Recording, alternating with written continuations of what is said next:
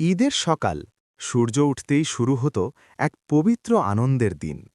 প্রিয় নবী মোহাম্মদ সাল্লাল্লাহু আলাইহি ওয়াসাল্লাম খুব ভোরে ঘুম থেকে উঠতেন।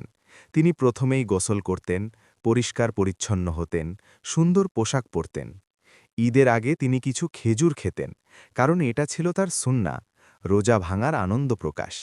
তারপর তিনি তাকবীর পড়তে পড়তে ঈদের নামাজের জন্য বের হতেন। আল্লাহু আকবার, আল্লাহু আকবার। মসজিদে বা খোলা ময়দানে তিনি মুসল্লিদের সাথে নামাজ আদায় করতেন।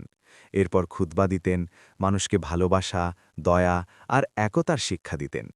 সবচেয়ে সুন্দর বিষয়, তিনি এক রাস্তা দিয়ে যেতেন আর অন্য রাস্তা দিয়ে ফিরে আসতেন, যেন বেশি মানুষের সাথে দেখা হয়, সালাম দেওয়া যায়।